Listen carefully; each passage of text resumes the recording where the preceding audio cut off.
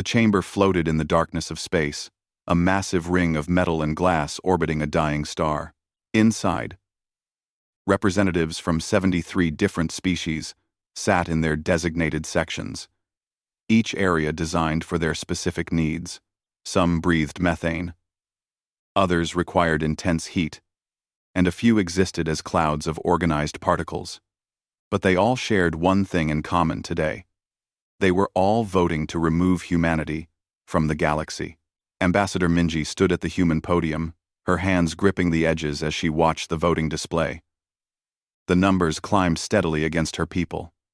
50 votes for expulsion. 52, 54. Her heart sank with each new tally. Behind her sat the small human delegation, their faces carefully neutral, despite the betrayal unfolding before them. Captain Hyunwoo watched from the observation deck of his ship, the Tenacity, which hung in orbit nearby. He had served the Council for 20 years, protecting their trade routes and settlements from pirates and raiders. He had saved thousands of alien lives. None of that seemed to matter now. Through the viewport, he could see the Council chamber, that symbol of supposed unity and cooperation, and he felt something close to disgust.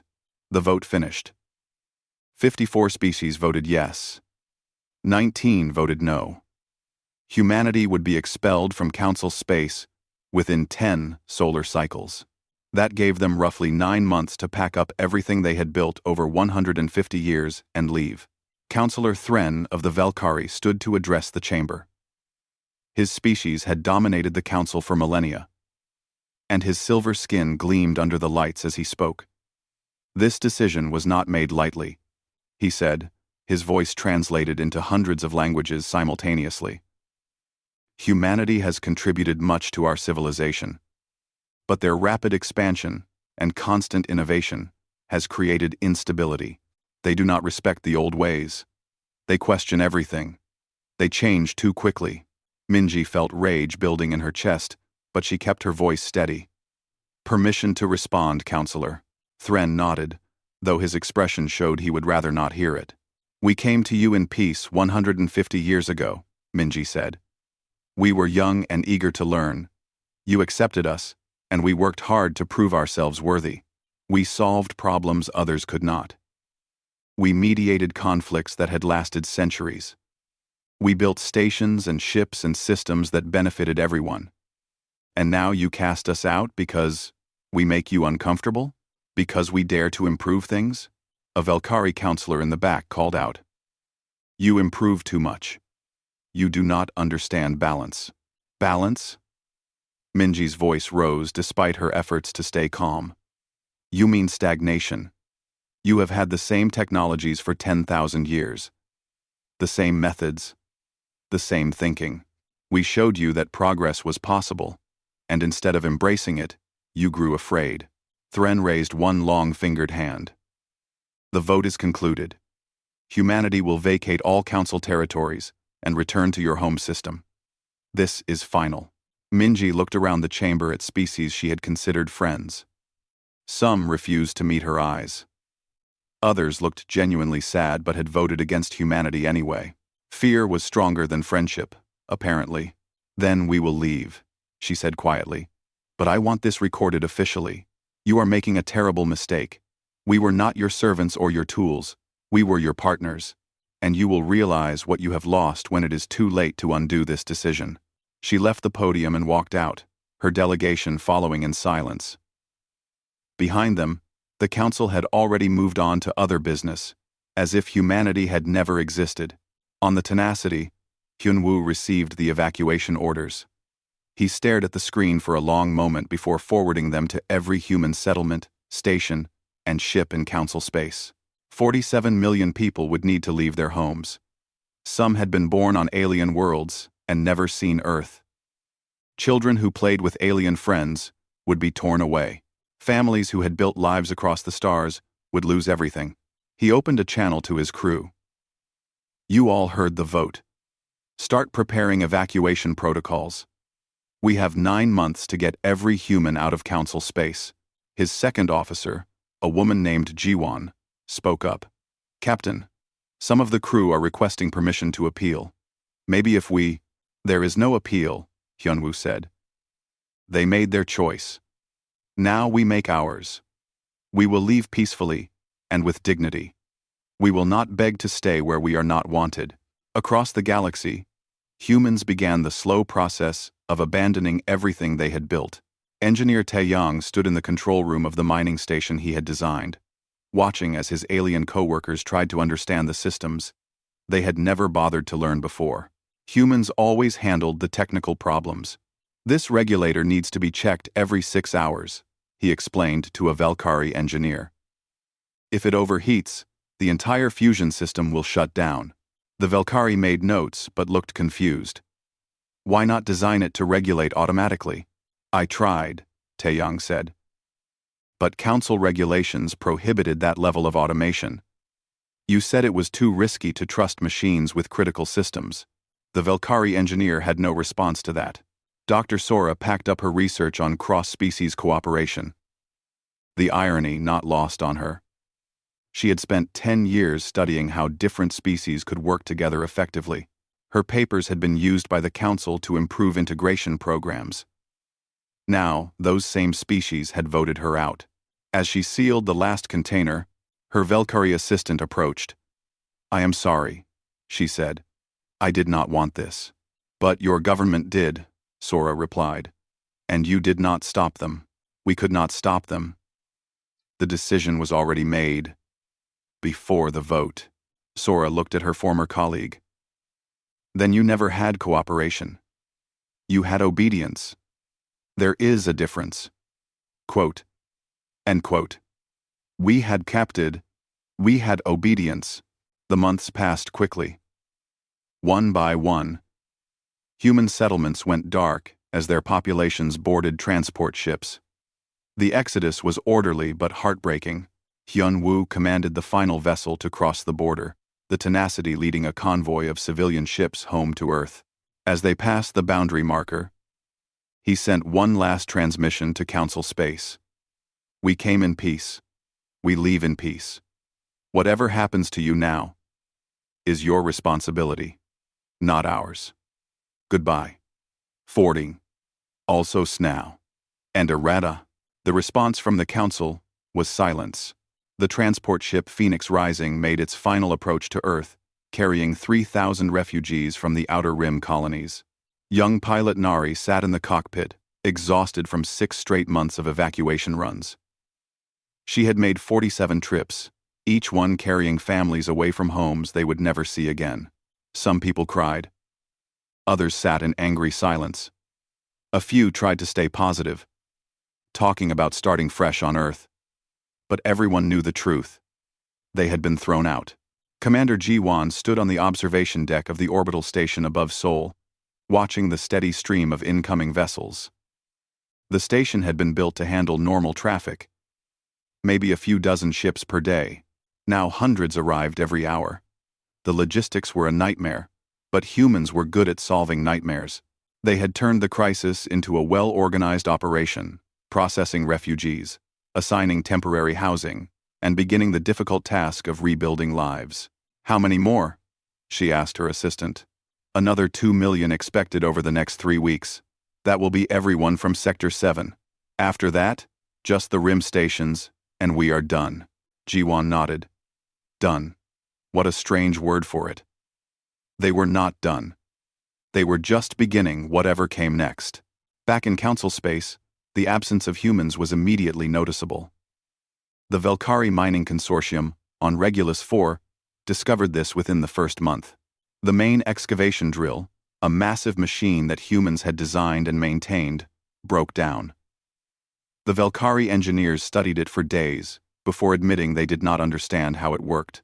The manual humans left behind might as well have been written in another language. It used concepts and methods the Valkyrie had never learned. They tried to fix it anyway. The drill exploded, killing 12 workers and destroying half the mining complex. Production dropped by 40%. The consortium requested replacement engineers from other species, but none of them understood human technology either. Humans had a way of integrating different technologies that no one else could replicate. On the trade routes between sectors, piracy increased dramatically. Human patrol ships had maintained security for decades, not because they had the biggest guns, but because they had the best tactics. They anticipated problems before they happened. They negotiated when possible, and fought when necessary. They were flexible in ways other species were not. Without them, the rigid patrol patterns of other species became easy to predict.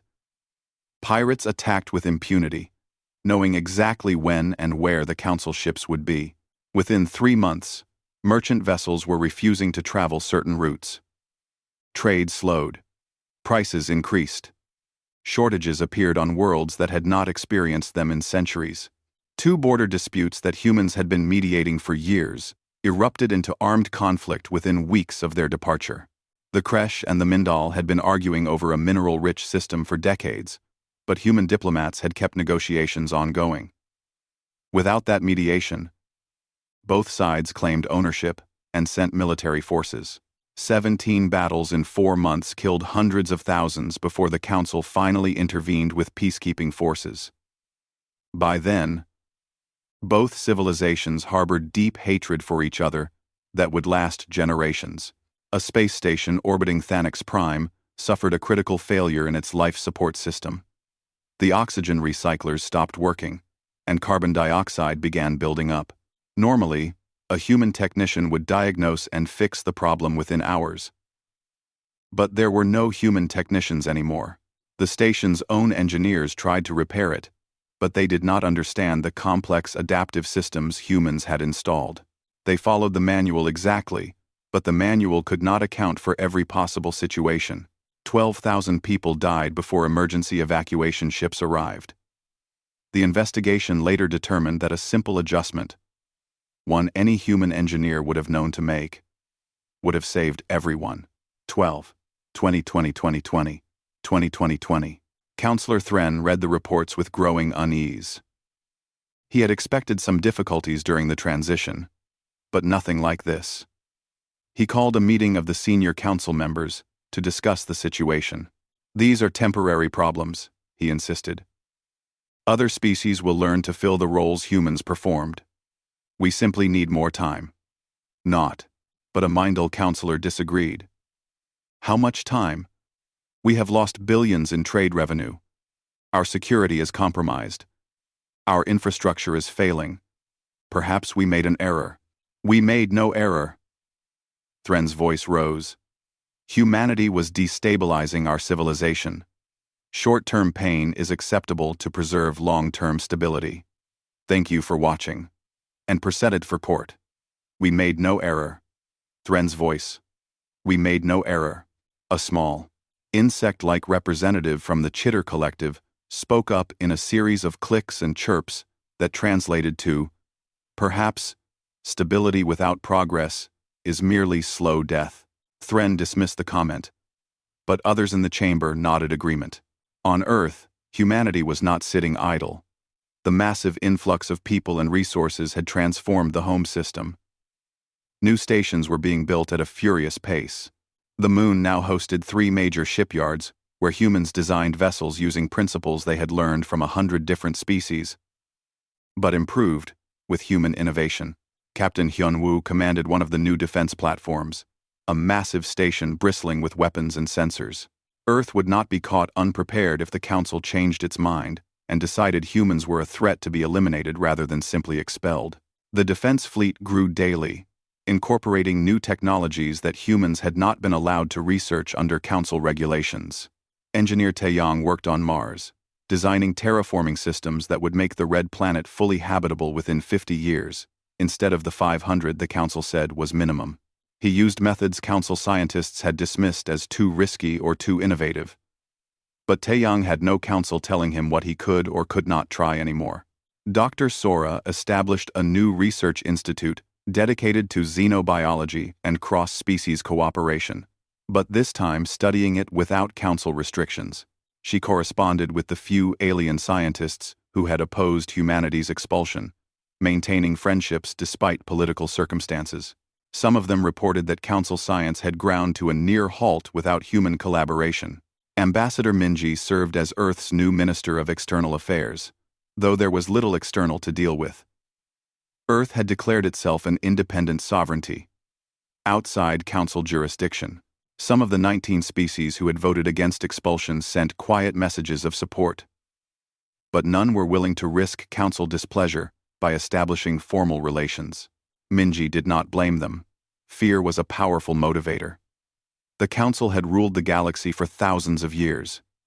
Humans had been part of that galaxy for only a brief moment. Now they were alone again, just as they had been before making contact with alien life. But this time, they were not primitive explorers stumbling into a vast universe. They were experienced, educated, and motivated.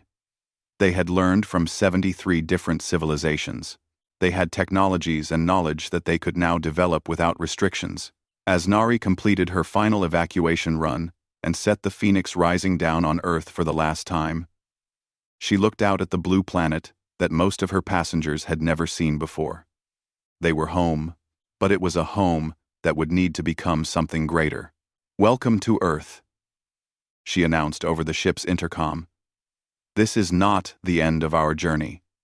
This is the beginning of what we will become." Behind her, in Council space, the slow collapse continued. 2 years had passed since humanity left Council space, and the galaxy was barely recognizable. What had started as minor inconveniences had grown into catastrophic failures. The carefully maintained systems that had kept thousands of worlds functioning were breaking down, and no one seemed able to stop it. The trade networks were the first major casualty. For centuries, ships had moved goods across the galaxy, using routes and schedules optimized by human logistics specialists. These experts had used complex algorithms and real-time adjustments to keep everything flowing smoothly. Without them, other species tried to maintain the same routes, but they lacked the flexibility to adapt to changing conditions. A simple example illustrated the problem perfectly. When a solar storm disrupted traffic in Sector 9, human controllers would have immediately rerouted ships through alternate paths, adjusted schedules, and maintained flow with minimal delays. The Velkari controllers instead followed the standard protocol, which said to wait until conditions improved. Ships sat idle for weeks. Cargo spoiled. Contracts were broken. Companies went bankrupt. Transit times across Council space had doubled, sometimes tripled. The cost of moving goods increased so much that many planets could no longer afford to import basic necessities. 7 minor species faced complete economic collapse. Their worlds had specialized in producing specific goods for trade, relying on imports for everything else. When trade became too expensive, they starved. The Council sent aid, but even that was complicated by the transportation crisis. Relief supplies took months to arrive, instead of weeks. Thousands died, waiting. The military situation was even worse. The Kryn swarm had been a persistent threat for decades. A collection of nomadic raiders who attacked settlements on the frontier. Human military coordinators had kept them contained through a combination of strategic defense placements and diplomatic channels. They understood that the Kryn raided out of necessity, not pure aggression, and had established informal agreements that minimized conflict. Without humans to maintain those relationships, the Kryn returned to full-scale raiding. But the real disaster was how Council forces responded. They relied on traditional military doctrine, which emphasized overwhelming force and rigid battle formations. These tactics had worked for thousands of years against conventional enemies. The Kryn were not conventional. They used hit-and-run attacks, unconventional weapons, and constantly shifting strategies. Humans had countered this with flexible tactics and adaptive responses. Council forces, commanded by officers who had learned warfare from ancient textbooks, could not adapt quickly enough. In the Battle of Rem Sector, a Council fleet of 200 warships engaged a Kryn force estimated at 50 vessels. The Council forces should have won easily. Instead, the Kryn scattered, regrouped, and picked off Council ships one by one, using tactics the admirals had never encountered. The Council lost 73 ships. The Kryn lost 8. After that, the Kryn swarm grew bold. They occupied 40 systems on the frontier, establishing permanent bases. Council worlds that had been safe for centuries now lived in fear of raids. Refugees fled inward, creating a humanitarian crisis that overwhelmed Council resources. Technology development stopped almost completely. Before humanity's expulsion, 67% of new patents and innovations had come from human researchers or human-alien collaborations. Humans had a unique ability to take knowledge from different fields and combine them in unexpected ways. They saw connections others missed. Other species were brilliant in their specialized areas. The Velkari were masters of energy manipulation. The Mindel understood dimensional physics better than anyone. The Chitter Collective had unmatched knowledge of biological systems. But they rarely shared or combined their knowledge effectively. They stayed in their lanes, perfecting what they already knew rather than exploring new possibilities. Humans had been the bridge between specialists, the ones who asked, "What if we combined Velkari energy systems with Mindel dimensional theory?" The results had driven decades of progress. Now that bridge was gone, and progress had stopped. Infrastructure failures became routine disasters.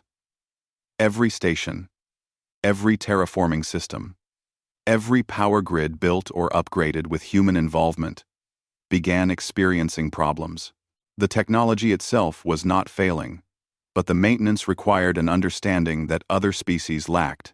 Humans had not deliberately made their systems incomprehensible. They had simply built things the way that made sense to them.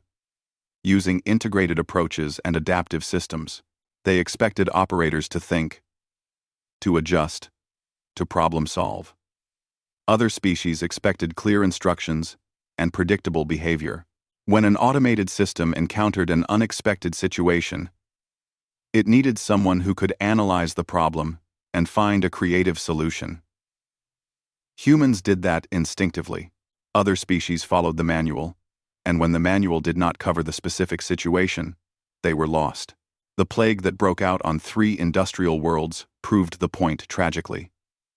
A mutated virus spread rapidly through populations that had no immunity. The pathogen was unusual, combining characteristics from multiple known diseases in ways that suggested artificial engineering, though no one could prove it. Dr. Sora, watching from Earth, immediately recognized the pattern. She had studied similar combinations during her research on cross-species diseases. She knew how to develop a treatment. She sent detailed proposals to the Council's medical authorities. They thanked her politely and said they would handle it using their own experts. 3 months later, with 2 billion people dead or dying, they quietly asked if her offer was still available. By then it was too late.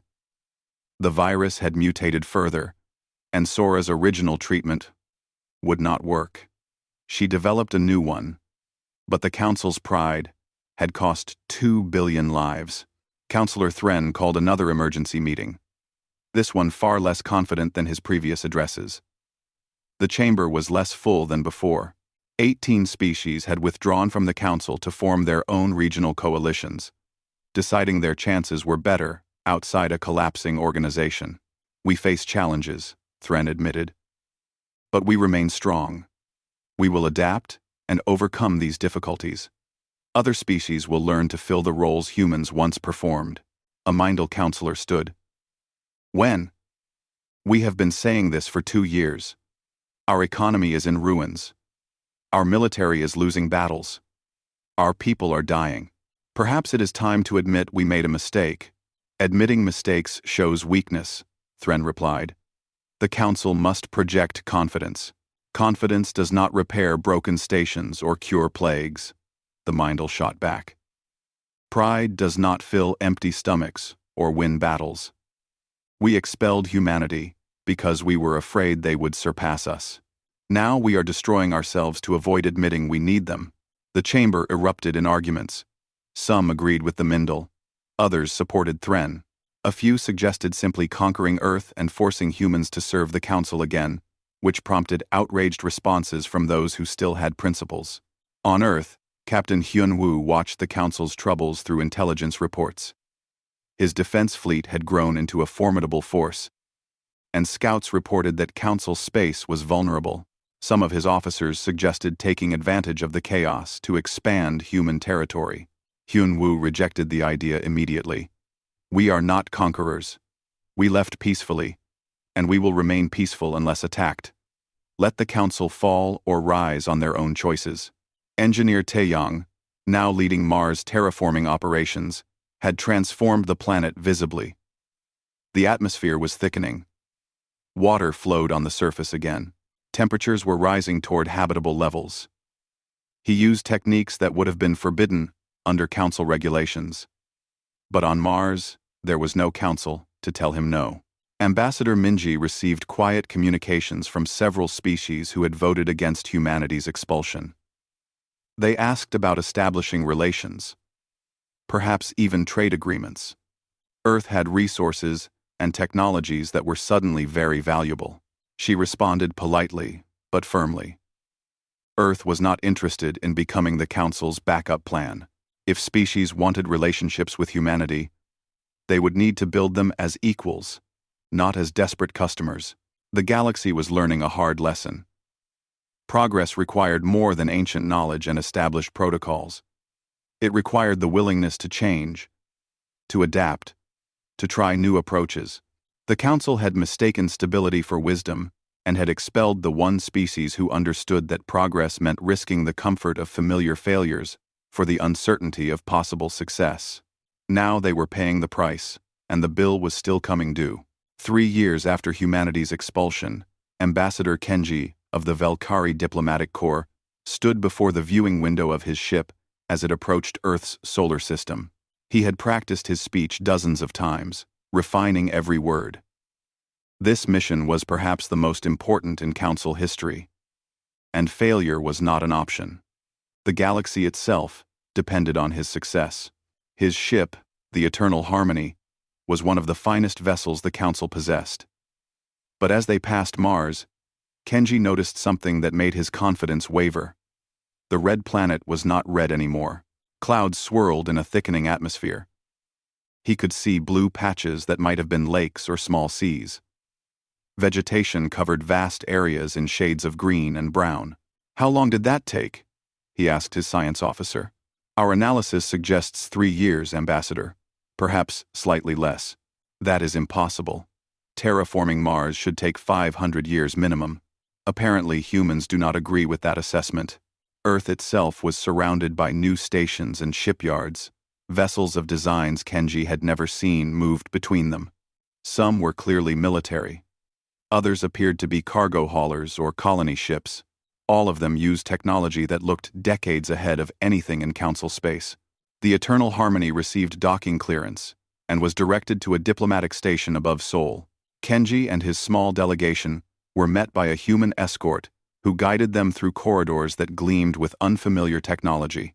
Everything was clean, efficient, and advanced in ways that made the ambassador uncomfortable. They were brought to a conference room with windows overlooking Earth. The planet was beautiful, blue and green and alive.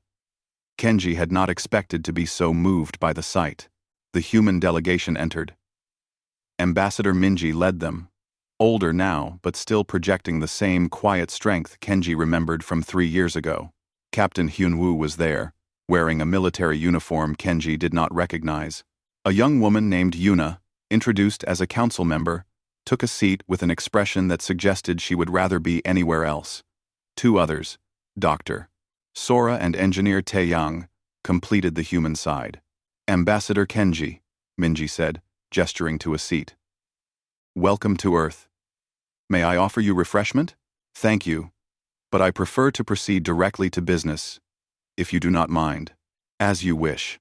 Kenji activated a holographic display showing the current state of Council space. It was not pretty. Large sections were marked in red, indicating areas under Kryn control or completely collapsed economically. Trade routes were tangled messes of inefficiency. Multiple border conflicts burned across the frontier. "I will be honest," Kenji said. The Council is in crisis. We made errors in judgment, and we are paying the price. I am authorized to offer humanity full reinstatement into the Council, with unprecedented terms. He brought up a document listing the Council's offer. Full membership with a permanent seat on the High Council. Complete repeal of Resolution 8847X. Access to all Council resources and technologies. A formal apology to be read in every language across every Council world. And finally, substantial compensation for the hardship of the expulsion. These terms are extraordinarily generous, Kenji said. No species has ever been offered a permanent High Council seat before. We are acknowledging our mistake and asking humanity to return. The human delegation sat quietly for a moment. Then, Councillor Yuna laughed, though there was no humor in it. Generous? You threw us out like garbage 3 years ago. Now you are desperate, so you offer us a permanent seat? Why should we accept? Because the galaxy needs you, Kenji said simply. People are dying. Civilizations are collapsing. The Kryn swarm threatens hundreds of worlds. We cannot solve these problems without human innovation and adaptability. Captain Hyunwoo leaned forward. You understand what you are asking? You want human engineers to fix your infrastructure, human mediators to solve your conflicts, human scientists to cure your diseases, human soldiers to fight your wars. You want us to save you. Yes, Kenji said. I will not pretend otherwise. We need humanity's help. Cram. Engineer Taeyang spoke up. Did you look at Mars? As you approached? Tron. I did. The terraforming is remarkably advanced. We did in 3 years what you said would take 500. Do you know why? Because we were not restricted by your regulations anymore. We could experiment, take risks, try methods you would have forbidden.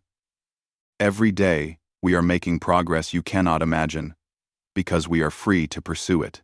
Dr. Sora added, My research has advanced more in 3 years than in the previous 20 under Council regulations. I am discovering things about xenobiology that would have been impossible before. Not because I am smarter now, but because I am not being limited by bureaucrats who fear change. Ambassador Minji looked directly at Kenji. You want to know the truth?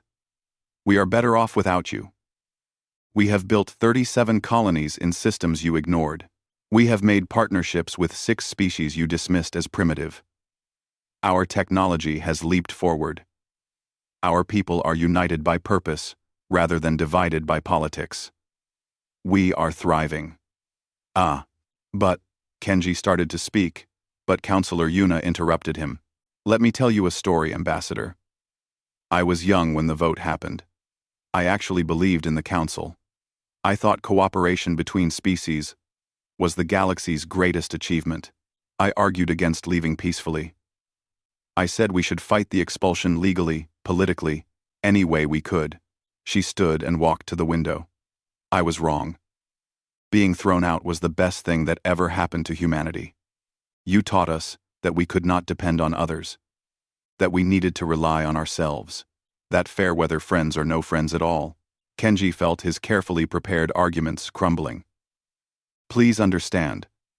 The circumstances that led to your expulsion no longer exist. The Council has changed. Has it? Captain Hyunwoo asked. Did the species who voted us out face any consequences? Did the leadership who pushed for expulsion lose their positions? Or are you still being run by the same Velkari elite who could not tolerate humanity's success? The silence that followed answered the question. Minji spoke gently but firmly. Ambassador Kenji, I do not hate you. I do not even hate the Council, despite what was done to us. But you need to understand something fundamental. 3 years ago, you told us we did not belong, that our presence destabilized your perfect order.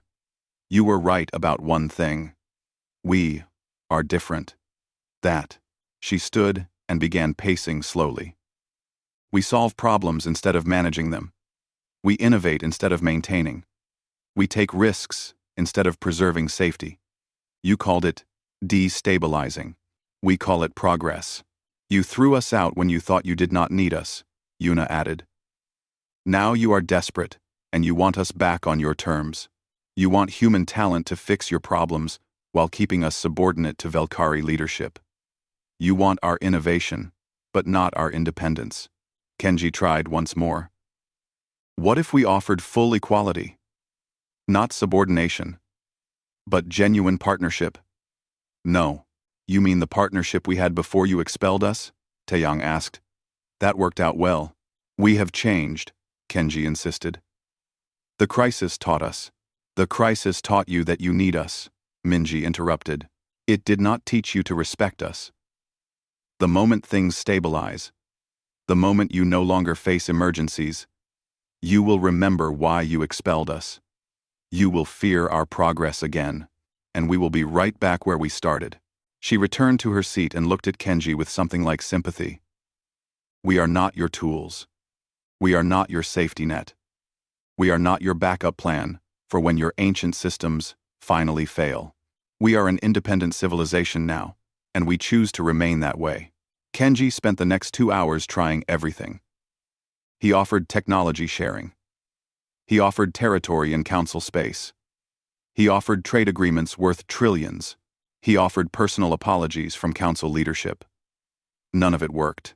Finally, exhausted, he asked, "What would it take?" "What do you want from us?" Captain Hyunwoo answered. "Nothing. We want nothing from you. That is what you do not understand. We do not need the council anymore. We did not leave angry. We left free." The meeting ended with polite farewells but no agreement. As Kenji's ship departed Earth's system, he looked back at the transformed Mars and the thriving human colonies. And he understood something terrible. Humanity had not just survived their expulsion. They had been liberated by it. The Council had freed them from regulations and political constraints, and humans had used that freedom to become something greater than they had been.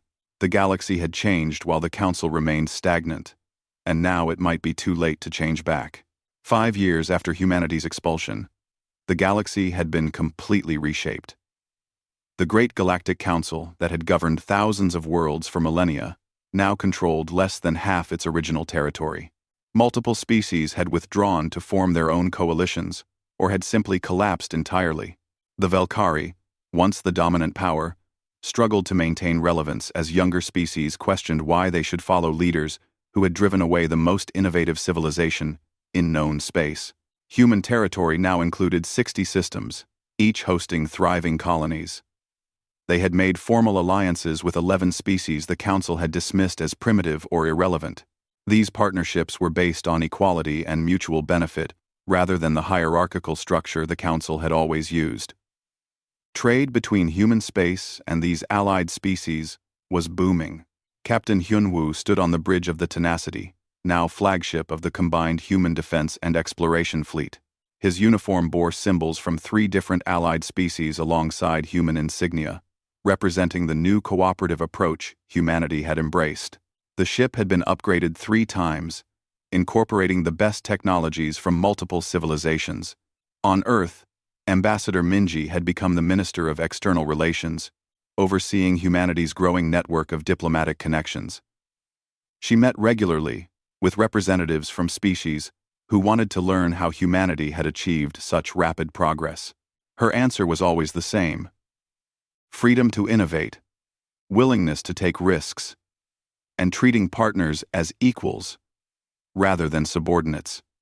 Dr. Sora's research institute had become the galaxy's leading center for xenobiology, attracting scientists from dozens of species. She had published breakthrough papers on cross-species cooperation and disease prevention that were revolutionizing medicine across allied territories. The irony that her greatest success came after leaving the Council was not lost on anyone. Engineer Taeyang was preparing Venus for terraforming, having completed Mars ahead of schedule. The techniques he developed were being shared with allied species, helping them transform marginal worlds into habitable colonies. Human generosity with technology had earned tremendous goodwill, and demonstrated that cooperation did not require dominance. Then, the harvesters arrived. The first detection came from a deep space monitoring station on the edge of human territory. Unknown vessels, hundreds of them, moving in perfect formation toward Council space. They did not respond to hails. They did not slow down. They simply came, like a swarm of locusts descending on fields of grain. The first contact was with a Council outpost in Sector 12. The harvesters attacked without warning, their weapons tearing through defensive stations as if they were paper. But they did not just destroy, they consumed. Every ship, every station, every piece of technology was broken down into component materials and absorbed into the harvester fleet. Within weeks, 5 Council systems had been completely stripped clean. Billions died. The harvesters moved on, methodically working their way toward the heart of Council space. Council military forces tried to stop them. The results were catastrophic. Harvester technology was unlike anything they had encountered. Their ships adapted to weapons after the first few hits. Their tactics were perfectly coordinated. They seemed to learn from each engagement, becoming more efficient with every battle. After losing 3 entire battle fleets, the Council admitted the terrible truth. They could not stop the harvesters. Within months, perhaps a year, the harvesters would reach the core Council worlds. Trillions would die. Counselor Thren, aged and diminished, sent one final message to Earth. It was not an offer this time. It was a plea. We cannot stop them. Please. We are begging. Help us. The message played in the human assembly, a new democratic body that had replaced individual national governments in favor of unified planetary leadership. Representatives from every human colony watched in silence as the proud Velkari counselor, who had once dismissed humanity as destabilizing, begged for help. The debate that followed was intense. Some representatives argued for isolation. They threw us out. They threw us out. Let them face the consequences of their choices. Others wanted to help, but only with conditions that would give humanity control over Council territory. A few suggested using the crisis to expand human territory at the Council's expense. Counselor Yuna, who had been so bitter during Ambassador Kenji's visit, spoke against all these options. I was angry when they expelled us. I am still angry, but using their suffering to gain advantage makes us no better than them. We should help because it is right, not because it benefits us. Captain Hyun-woo addressed the assembly via hololink from the Tenacity. I have fought alongside Council species. I have saved their lives, and they have saved mine. They wronged us, yes, but millions of innocent people will die if we do nothing. Children who had no say in our expulsion. Families just trying to survive. We cannot abandon them to prove a point. Dr. Sora added her voice. The harvesters do not care about politics or history. If they finish with Council space, they will come for us next.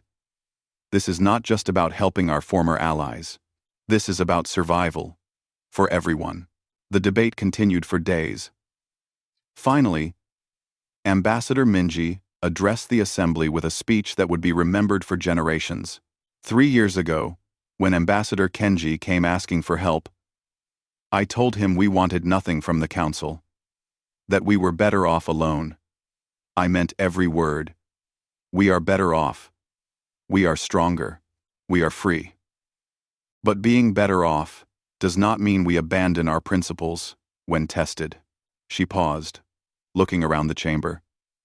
The Council wronged us. They cast us out because we challenged their comfortable stagnation. They would have let us disappear, and they mourned nothing until they needed something. But we are not them. We do not abandon people because it is convenient. We do not let millions die to prove we were right.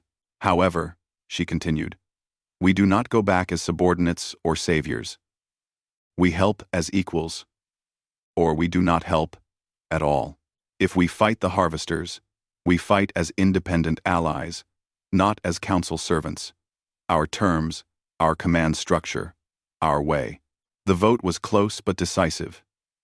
Humanity would help, but only as equals. Within weeks, a human fleet led by Captain Hyun-woo entered Council space. The sight of human warships arriving caused mixed reactions. Some Council species celebrated their arrival. Others resented needing help from those they had expelled. But everyone agreed they had no other choice. The first engagement between human forces and the Harvesters revealed why humanity was different. While Council forces used traditional tactics and rigid battle formations, humans adapted constantly. They analyzed Harvester patterns, shared information in real time, and adjusted strategies on the fly. When Harvester ships started adapting to human weapons, human engineers immediately began modifying their systems to counter the adaptations. It became a race of innovation versus adaptation, and humans excelled at innovation. Captain Hyun-woo coordinated with Council forces, integrating their strengths with human flexibility. Valkyrie energy weapons combined with human tactical approaches. Mindel dimensional technology merged with human strategic thinking. The Chitter Collective's biological expertise enhanced human medical response for casualties. It was the cooperation the Council had once possessed with humanity. But now, humanity was an equal partner, rather than a junior member. The difference was profound. Council officers found themselves taking orders from human commanders, not because they were forced to, but because the humans were simply better at adaptive warfare. The campaign against the Harvesters lasted 6 brutal months. Thousands of ships were lost. Millions died in the fighting. But slowly, the tide turned. Human tactics combined with allied species technology pushed the Harvesters back. When human scientists discovered a weakness in Harvester coordination systems, the Allied forces exploited it mercilessly.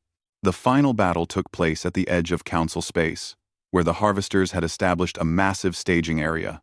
A combined fleet of 5,000 ships, human and alien fighting side by side, attacked in a coordinated assault that would have been impossible under the old Council command structure. Captain Hyun-woo commanded from the Tenacity, with Valkyrie Admiral Thoris as his second in command. The same Valkyrie who had once refused to acknowledge human expertise now followed human orders without question, because competence had proven more important than pride. The battle was devastating. The Allied forces lost 1,800 ships, but the Harvesters were destroyed, their fleet broken and scattered. The survivors fled into deep space, leaving Council territory secure for the first time in months.